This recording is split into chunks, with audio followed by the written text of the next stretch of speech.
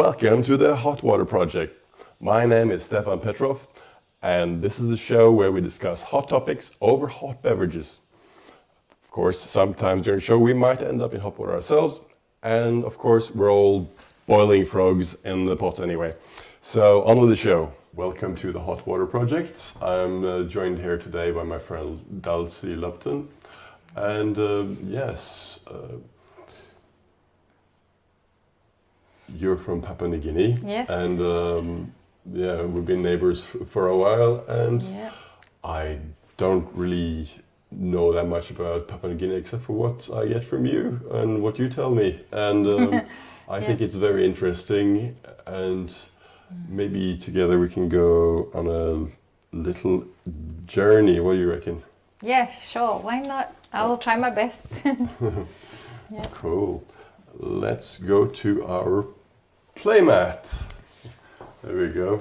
So There just it lean back is. so we can see the both of us. Let's go back There here. we go. So we have the South Pacific Ocean here with Papua New Guinea. Yes, so we have the map of PNG here, as you can see, and looking at the map, you can see how close it is to where we're at the moment, which is Australia. Ah, yeah, down there in the corner you Yeah. can see Cape York. That's it. So we're just at the northern tip Like of Australia, closest neighbor to Australia. Do you know how far it is from those islands up? Like from Which the islands? Bodu and Badu? Cape York. Okay, and so those Torres Strait Islands, yeah. there you can actually see across to Daru side, Western Province side. Wow. So it's very close, because same people too. So you have your interfamily relationships from the Torres Strait Islands across to the Western Province side. That's my understanding. My parents are from different places, different provinces, but yep, I understand that there's that connection there between Torres Strait and Papua New Guinea, Western Province side. Wow. Daru and all around there.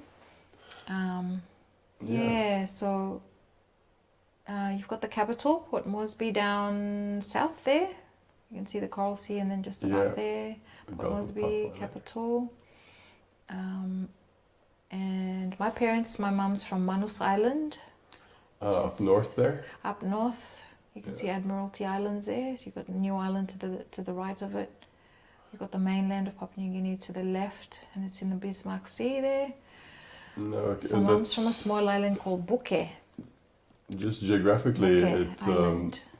it looks very good for little boats and canoes and fishing, that entire area. Like Yes, marine life there is very rich, but there's been some heavy commercial fishing there in years gone by, which is, I think, those are some of the things that people are changing now, I think.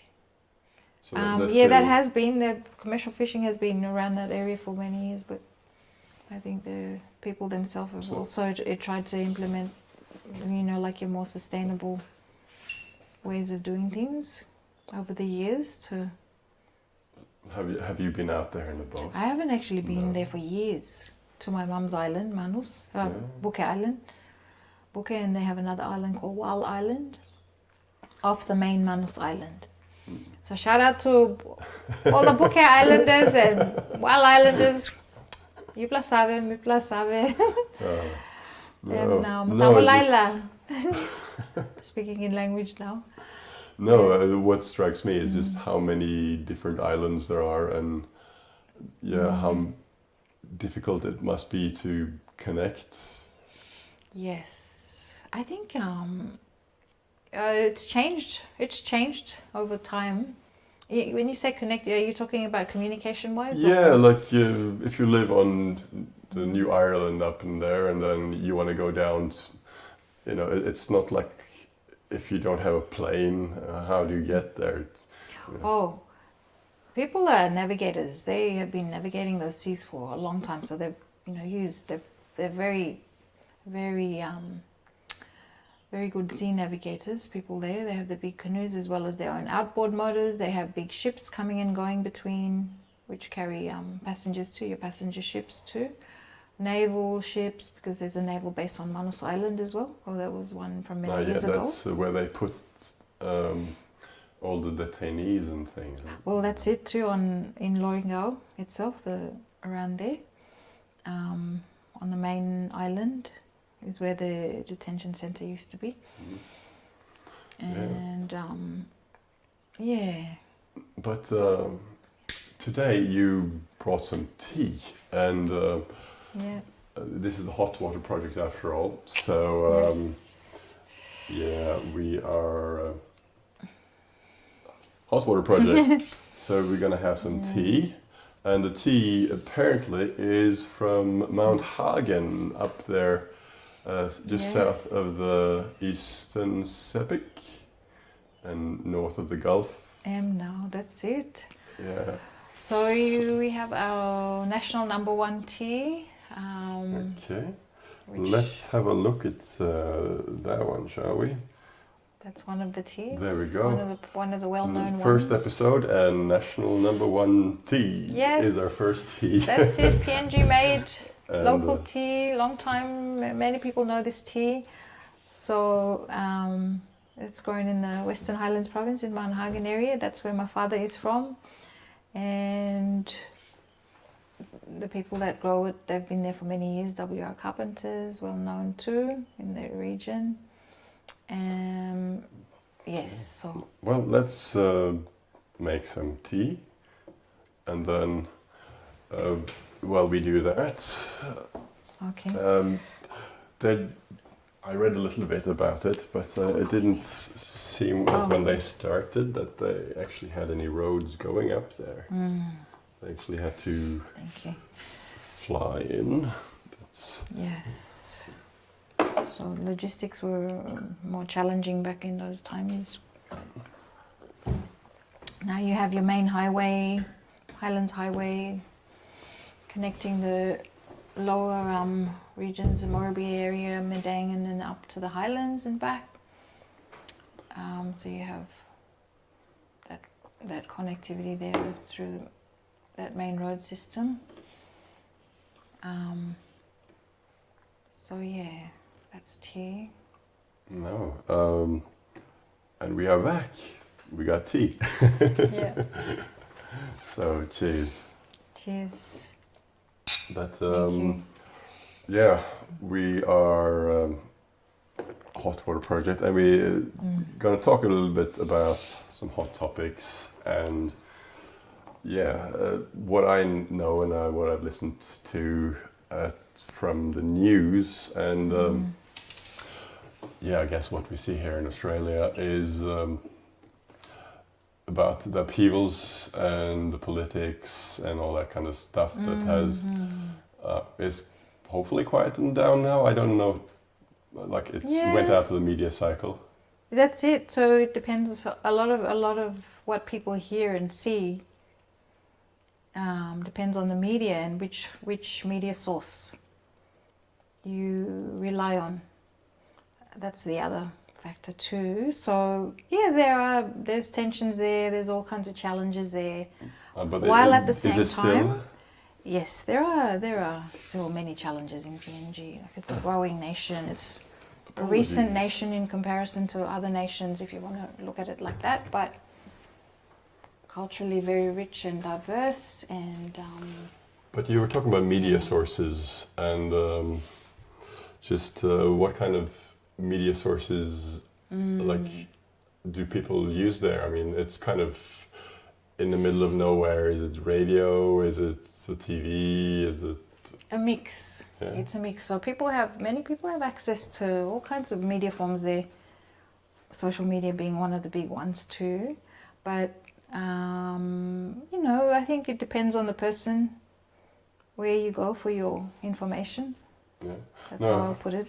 Yeah, where you're going to go for your information and who you're going to listen to. So you've got your mainstream media, and then you've got your independent media sources, including ones from Papua New Guinea themselves. So you're trying to find a balanced perspective amongst all the noise. I think that's one of the things. Mm-hmm. So you've got to go looking for reliable information sources. Yeah, because you were up there recently and to visit your family, and Yeah. that was exactly during the big kerfuffle, wasn't it? Yes, so it was soon after the elections had ended and after independence. We just had Papua New Guinean independence, which was in September. So soon after that, then I travelled to PNG for a couple of weeks and up to the highlands and spent time with family, and then in Moresby and spent time with family a little bit there. Yeah, your family's actually up in the highlands where they grow tea and coffee. Yes, So, that's true. but your family grows coffee, not Coffee, yeah. tea. Yeah. Yes, so our family's been in the coffee industry or involved in the coffee industry since the 70s. Yep. Since the 70s mainly. Amongst a lot of other families actually, a lot of other families there that are also coffee growers and coffee families, so you kind of interact a lot with other families there, and a lot of them are still going, still operating, as well as newer local growers. So No, just it's fascinating. I didn't know that much about it. I was looking for tea and I kept finding coffee. So yeah, it was. You brought actually some coffee. Yeah, let's see here. There we go. Yes, that's right, Congo, and yes. So these are some of our local producers from the region, so around like the Chimbu province area, Simbu province area. You know, the high altitude regions where. Well, you can see there from the picture how steep the terrain is. Yeah. And I guess there's a lot of that. A lot of this, yeah. Wood Arabica coffee from all around there. Simbu province, Western Highlands, Eastern Highlands, Southern Highlands. Sorry, wrong one. There we go. Sorry, I pressed the wrong button. There we go. So you were saying, so they grow coffee on the islands as well?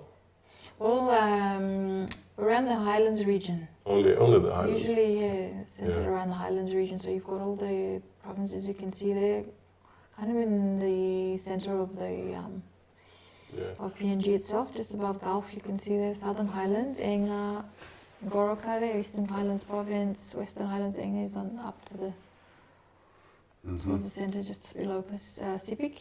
You can see he's Sipik. Okay.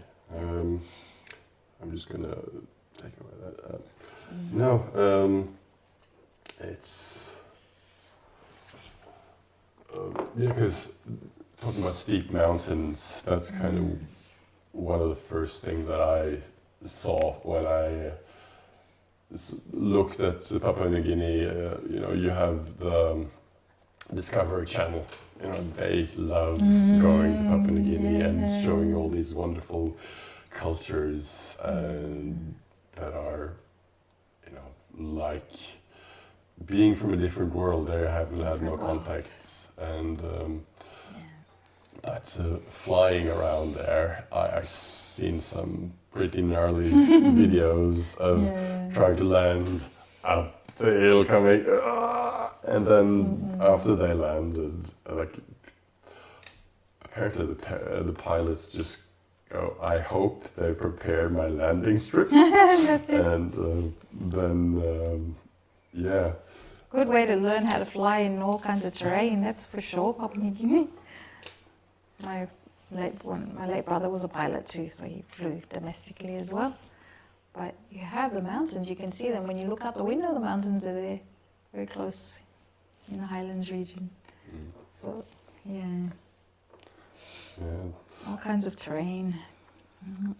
No, you were saying that they're building highways and stuff now, and but just from a geographical standpoint, it must be very hard to get any kind of like.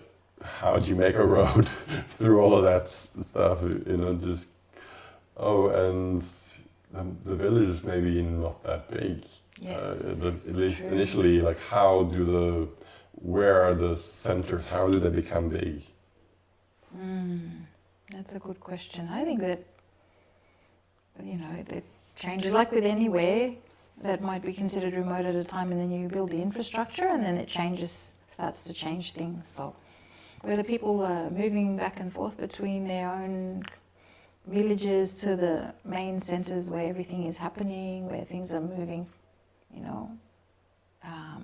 infrastructure-wise, they're changing, and then it changes things for them, and then they bring it back to the village, and then they start building roads out, or go by helicopter, or if you're more remote, you might travel out public transport, and then you might walk a distance, or you might hop on a boat or a canoe, and then sometimes it's like that, but there's a lot of change in different areas too.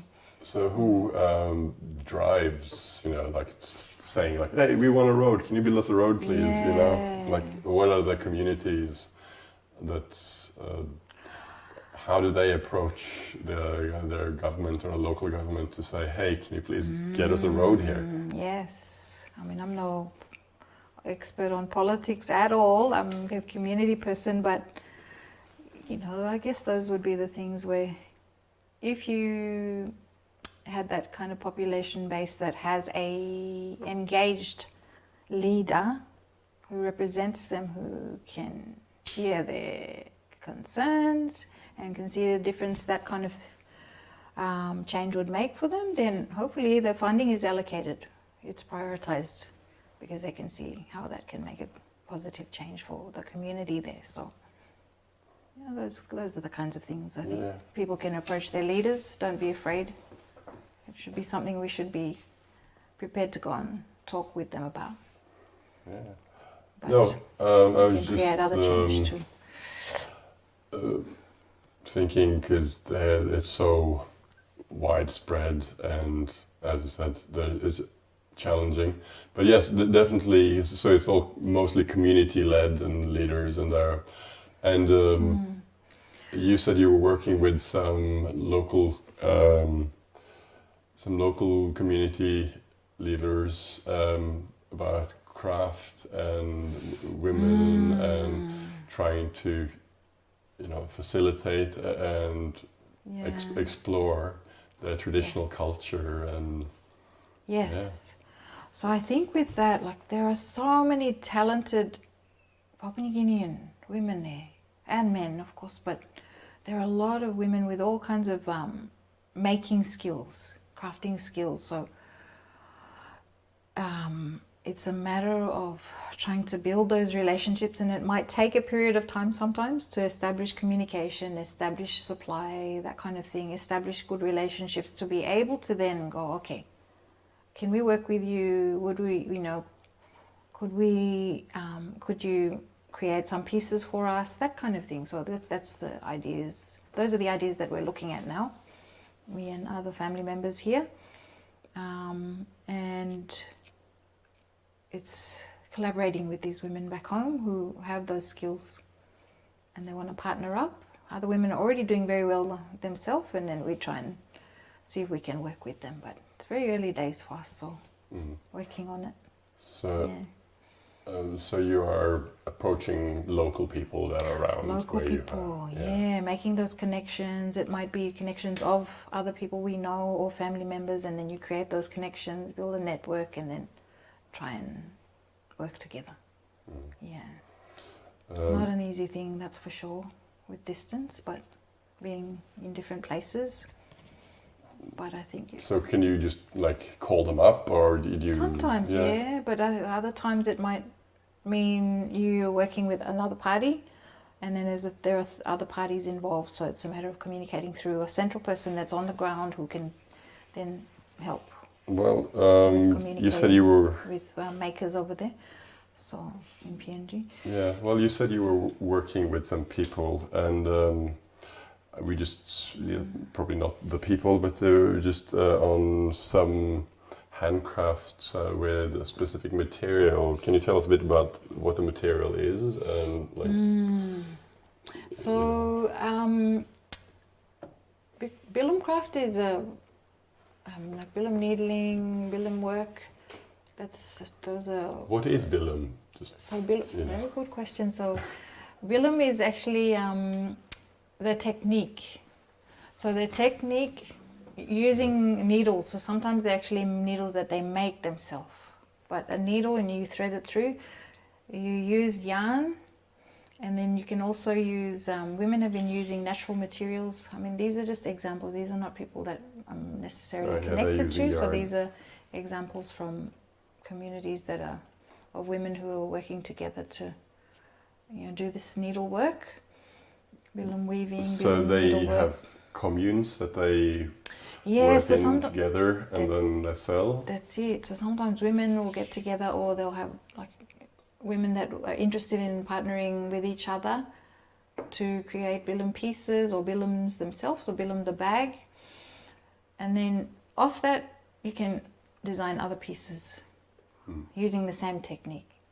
And then you can expand out, branch out, and make all kinds of things.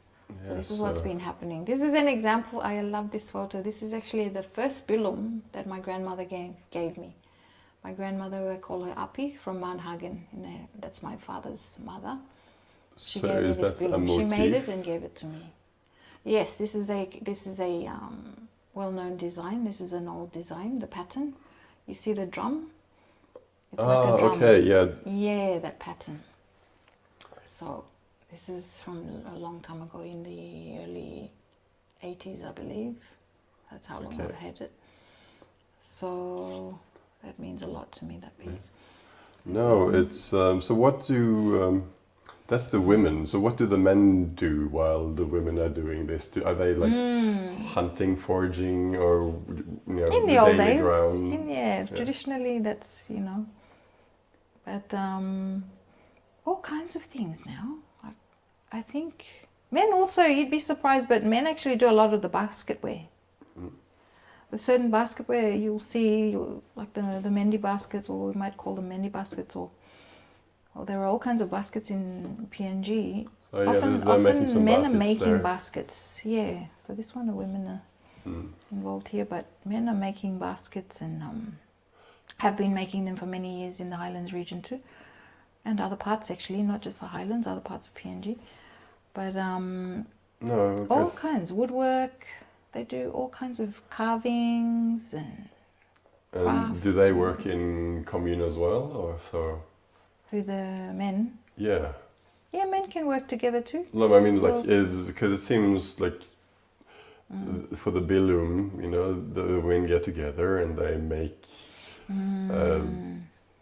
make stuff and they sell stuff together. So I guess the men do. I mean, so they might have they're artisans in their own craft. These men, so they might have a few men that might come together and work on pieces, or some do a particular aspect of it, and other men do other parts of it, or it might be like that. I can't speak for them, but they might be involved in that, or in other pursuits, business, or whatever it is, education, or other industries. I was just thinking how fishing. Fishing. Exactly. That's traditional. I was just thinking more in terms hunting. of. It's a bit tribal, right? You have the different tribes, tribal. Yes. And maybe not known for being the best of friends, the different tribes. Yeah, like you have your long-standing rivalries or animosity sometimes between tribes that flares from time to time, depending on what's happening, or whether it has been resolved or not, or it flares up again for different reasons. But there's actually fighting happening. Yes. Okay. Yes. And that's part of daily life. It's like all of a sudden. It can be, yeah. It can be like that in some parts, volatile. And then other parts are very peaceful. And unfortunately, we don't hear about the peaceful. Oftentimes we hear just the violence. Yeah. So, yeah. But those are located in certain areas where... Yeah, there might be certain areas where there's long-standing or ongoing tensions, which creates a lot of issues for families, women.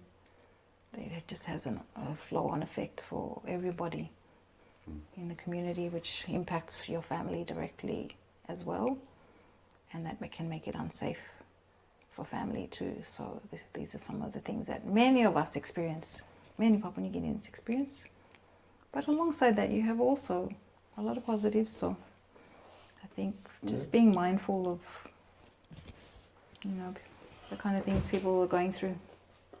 Yeah. No, I was just thinking that it's probably a bit stressful having to live with that reality hanging over your head, and I can imagine, you know, some people saying, "I don't want to deal with this stress anymore. I want to go elsewhere." That's probably which is actually happens and is happening. So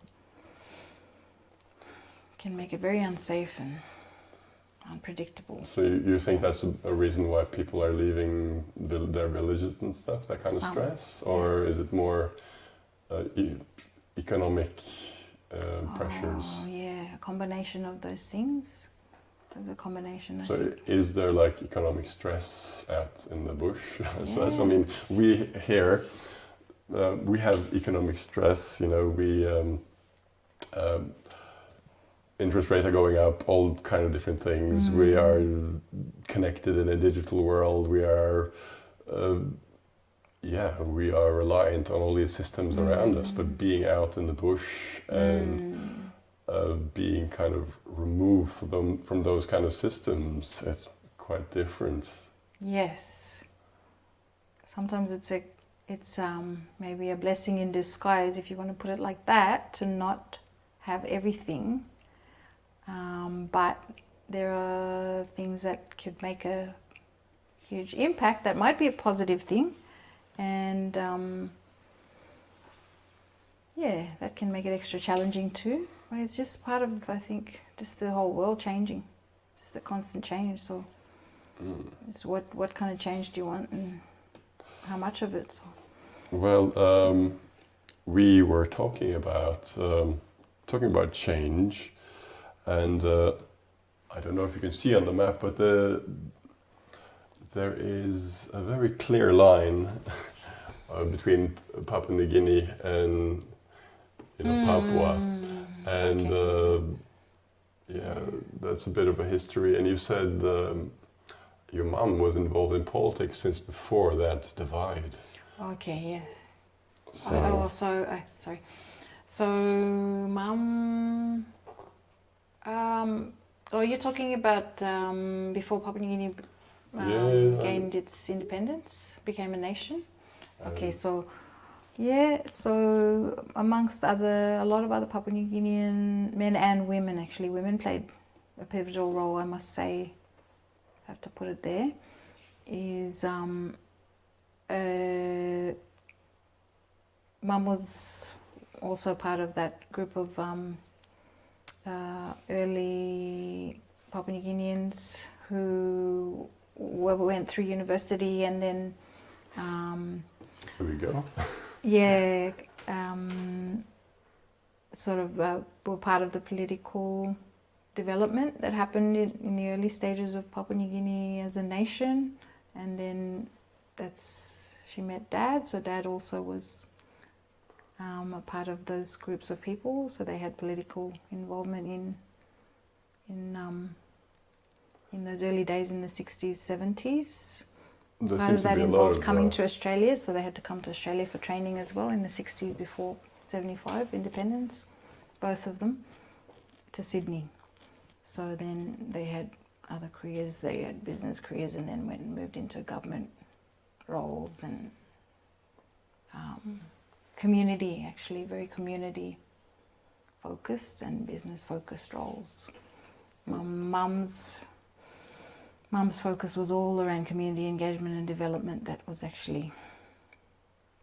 That's her all over, Mum.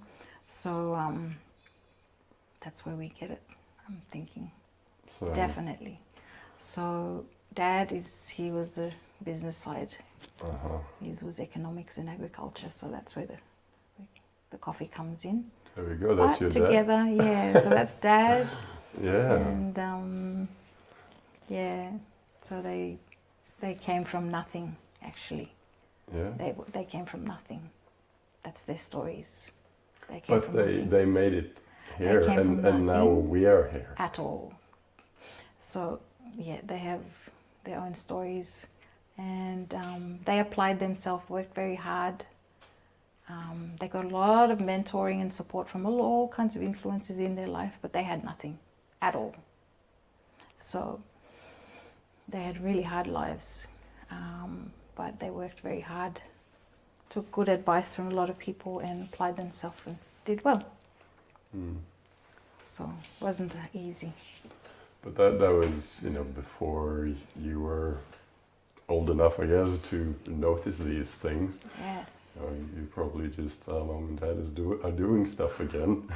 That's it. Interestingly, they'll tell us the stories, and of course it's a different time to when you're growing up.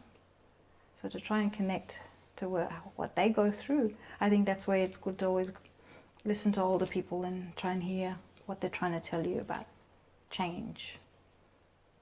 You don't have to just change just for the sake of change, but make sure that it's change that's actually impactful change. Yeah. So what was the impact of that division that, happened? Okay, so that's a different. Are you talking about West Papua? And Yeah, that's a different story with West Papua, because that's under Indonesia now, and I'm not, well informed on that side of it. I really can't claim any kind of. No, I just but it's the same people. Yeah. I mean, it's just It's an the same arbitrary people, line. Yeah, so just I think we all understand the influences of colonial. How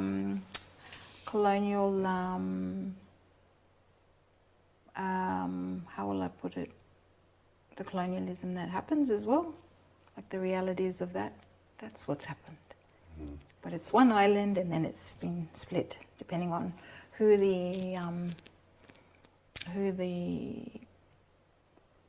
colonies were, the colonizers, I should say. Yeah. Yeah, and That's the just colonizers. the reality. We know that Unfortunate, sad, lots of sad things.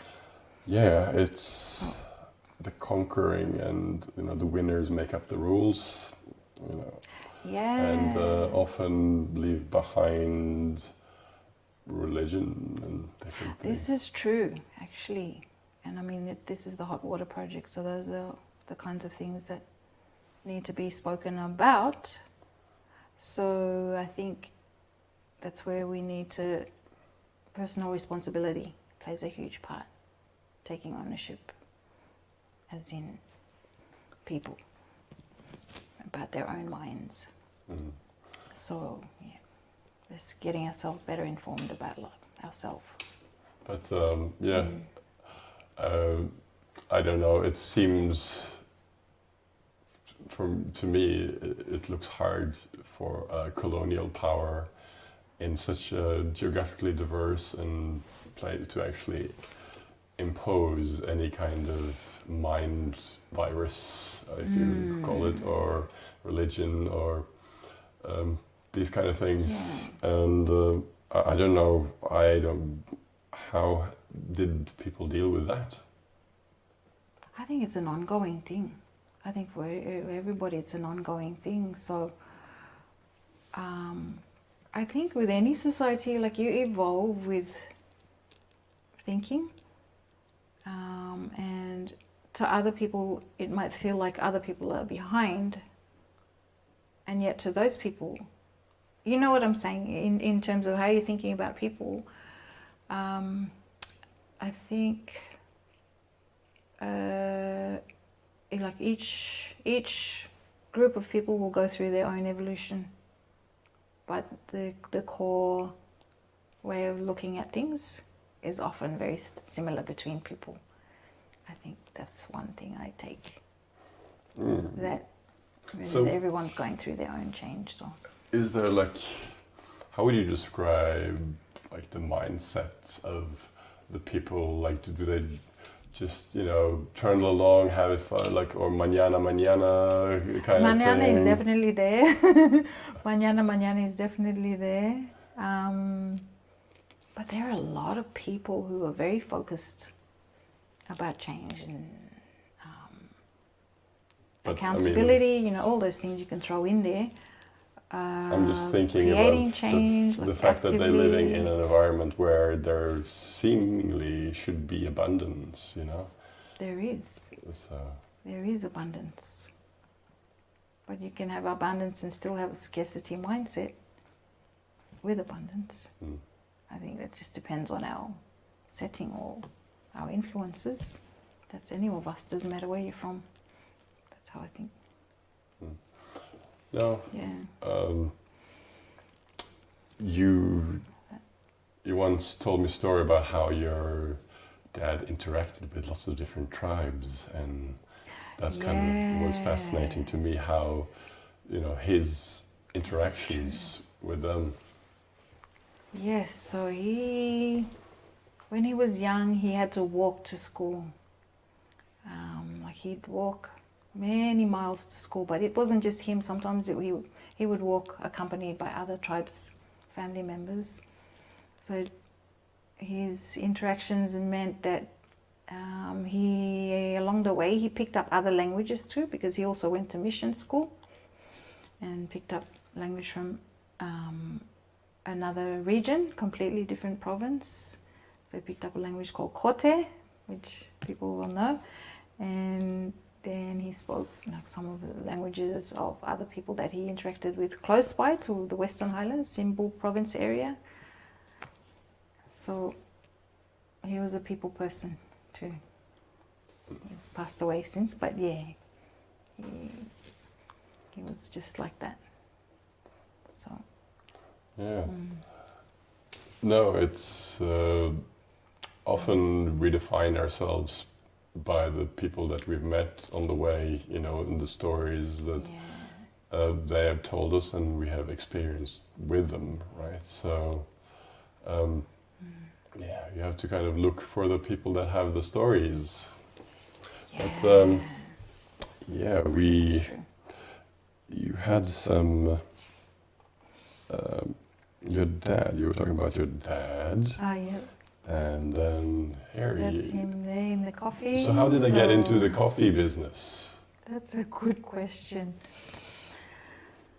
So that where you see the photo there of Dad there, that's actually in the plantation where him and Mum started coffee.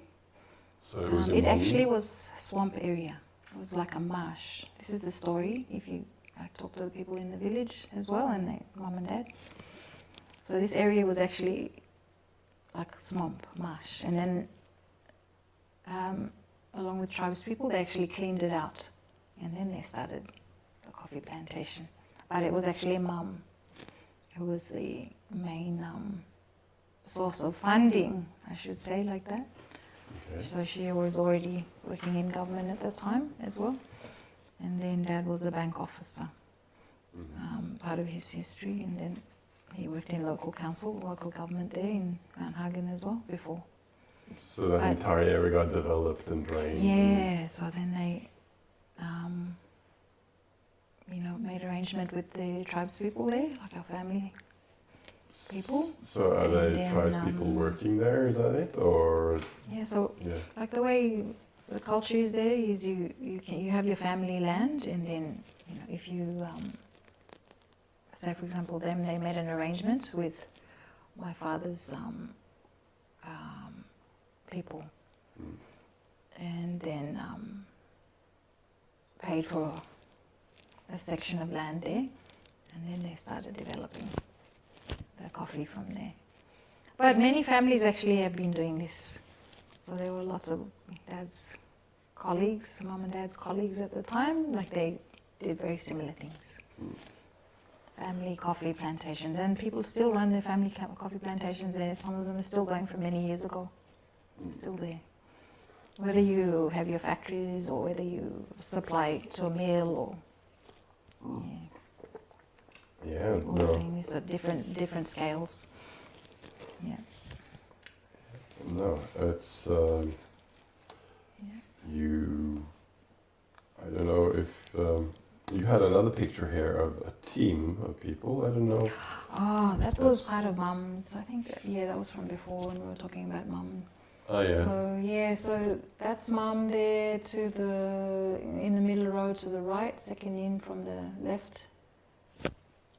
And there. Sorry, yeah. if you're looking at the pictures, second in from the right. Yeah, no, there are not that many women there. Yeah, so she was the only woman at the time, part of the Bully Beef Club, which is part of the story in PNG too. Okay. And yeah, they had to go for some training there. This was before the Pango Party, which is one of the founding political parties in Papua New Guinea. But that's how they started. They called themselves the Bully Beef Club. There's a story to that name, Bully Beef. Okay. If you know, like hamper, spam. Oh, Corned okay. beef. Oh, corned beef. So now yeah. Bully beef. Okay. So they liked that, or was it available, or what? Yeah, that's it. They used to get together and eat bully beef, and back in those days. But that's how they started. Just people wanting to make change. It doesn't. People coming together to make change. I think that's the whole idea. Is you got to come together. So what kind of change is likely to happen now? Like, what do you think is going to happen in the future with? I think it's always changing. Yeah. There's a lot of. When I went back, I saw change. Yeah. Again. So what's Hopeful change as well as other change. You think, oh, okay, why? But many Papua New Guineans will relate to the same thing because we have the same kind of conversations about things. But I think lots of really good change as well. A lot of small businesses. So the informal sector is very big in Papua New Guinea, which also family are involved in Papua New Guinea, small to medium enterprise. But encouraging people to keep pursuing what they want to do, what they love to do, and creating businesses out of it so that they can create their own income. So they don't have to rely on a job, because that becomes your passion, is you helps you to put food on the table. You know, you can look after your family and you can invest in your children's education, all those things that can create good change. So small to medium enterprise is actually creating a lot of change in Papua New Guinea.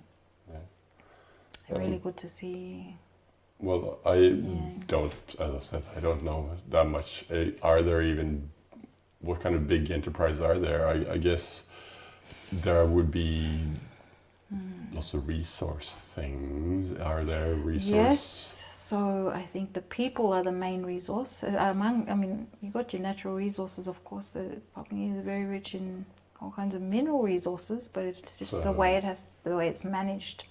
So is that managed by external forces more, or is it still? I think more and more Papua New Guineans are taking on those kinds of roles. This is just my basic sense. Other Papua New Guineans can speak volumes about this stuff.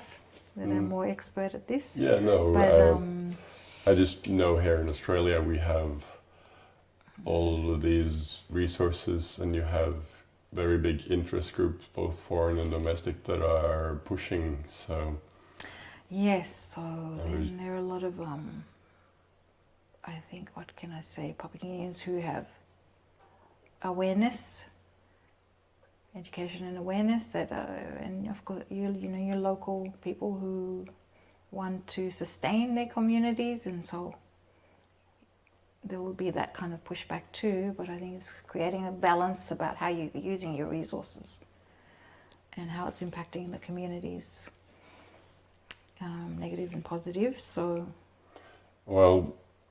talking about impacts on communities, and we are having in Australia a very wet winter and now summer, and it created big floods. But Papua New Guinea is quite different, geographically. But still, how have they been impacted by, the new area that we're in now?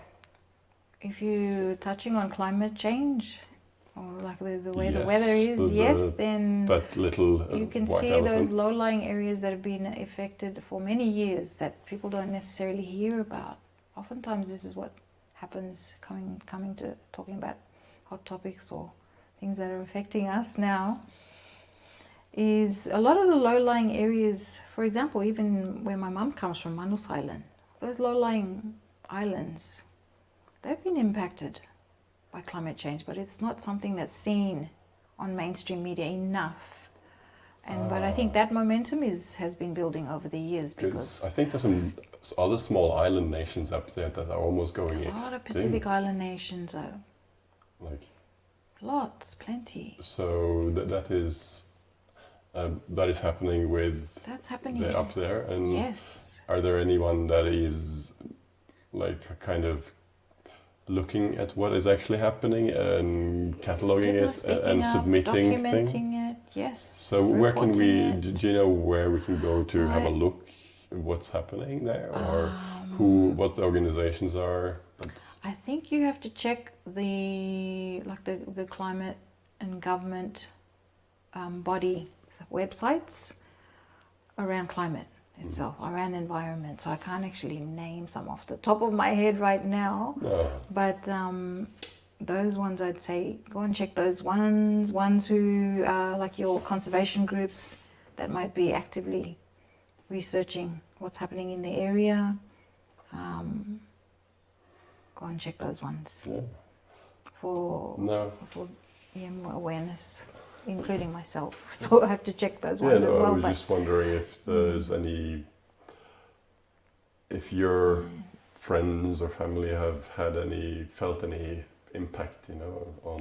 Yeah, so my mum's island, my mum doesn't live on her island. She hasn't lived on her island for many years, but her own family members, they've been impacted living on Bouquet Island. So for them, over the years, like they've had to move. They've had situations where they've had to move their gardens further back, away from the seawall and away from the shore because the sea levels are rising. This kind of thing. Other areas in Papua New Guinea are also affected, low-lying islands and low-lying areas, coastal areas, and so they're having to move or relocate or come up with other alternative areas that they can move to. So just looking Again, down here at the. Lots of other people who are expert at this you can. I'm just exploring here because I can see like they are in the lower west there. That seems to be a lot of wetlands and low-lying areas, as you're saying, the Gulf of Papua, and probably all these small islands on top of Australia as well. But so they're the ones who face it day in, day out. They actually see the change. Sometimes if we're in other places like Australia, we may not notice it as much as other places. So unless you're living somewhere on the coast and you can see a marked difference. But well,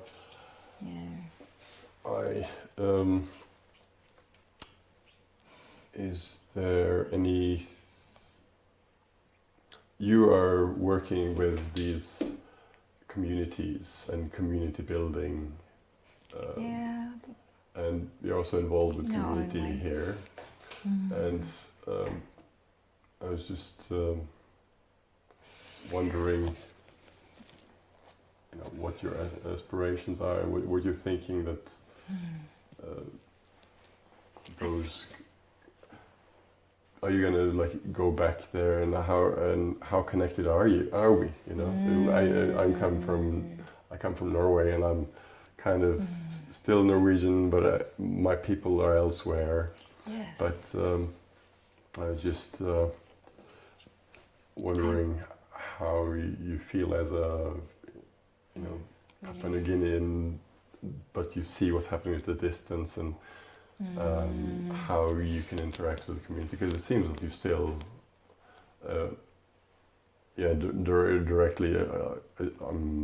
directly trying to work with.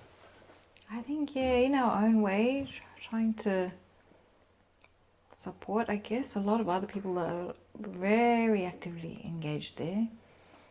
I think you can do what you can do from wherever you are, but I think I do go back. Yeah, I'll go back. Try and go back a bit more regularly. Planning to go again next year.